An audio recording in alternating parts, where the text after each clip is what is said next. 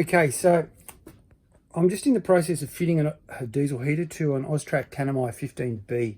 And I just thought I'd put up a little bit of a video so you can sort of see, for those of you who are contemplating doing it yourself, a little bit of a pig of a job. I've got a 5 kilowatt one, and some of you will start screaming, oh, that's too hot, it's too hot, you'll melt, you'll cook. On the heater itself, it actually says that it has a scope of 1 to 5 kilowatts. And I've tested it on the bench for those people the other day that were saying, why bother?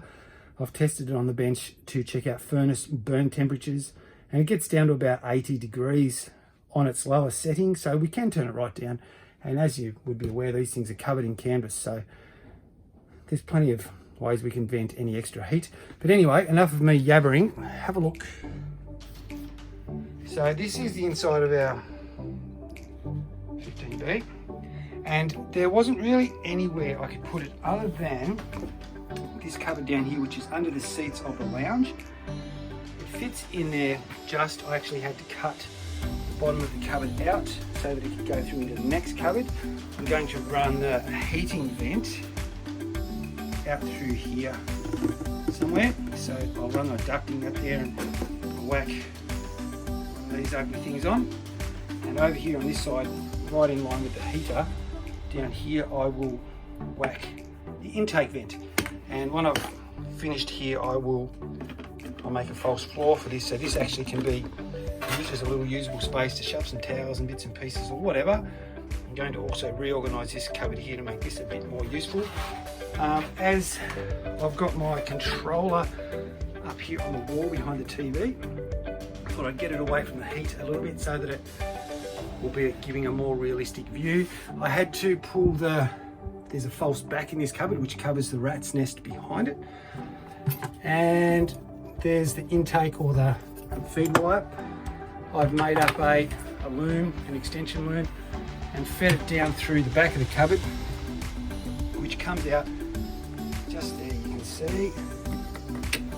So there's the 2 wires coming through to give me my feed, and I'll run it past the Red Arc controller in through the bottom there, the batteries, and back over here so that it can all do what it's supposed to do. It is a bit of a pig. Underneath is a different story again. I think I've managed to get that sorted. I've got the exhaust all plumbed in, and I'm just plumbing the fuel line in as we go.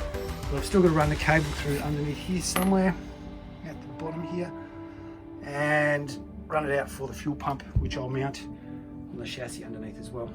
Anyway, I just thought I would show you what's involved so far. It's a wonderful job.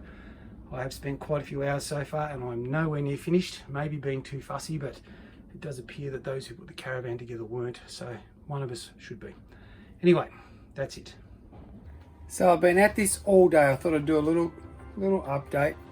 The diesel heater is in and running.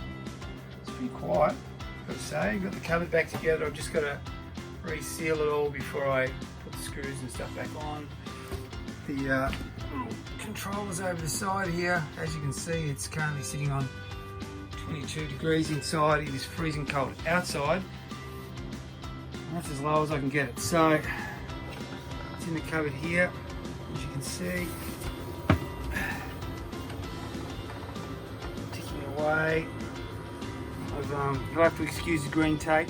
It's funny how you know you've got black tape somewhere in the shed, and I'll find it no doubt tomorrow, but I don't have any black tape to find. So all my wiring harnesses run through there, as you can see in the spiral wrap or wrap. So now I'll put a false bottom in, but that's the intake for the air, and that's the outlet for the air. Can't hear the pump, still a mess, but can't hear the pump, so that's good. And once that cupboard's done, you won't see any of the wiring that I saw in the video earlier on today, and I'll reseal that. And it's all good, so pretty good. We'll go test it out next week when it's bitterly cold outside, but at the moment we are not going to need too many blankets. There you go.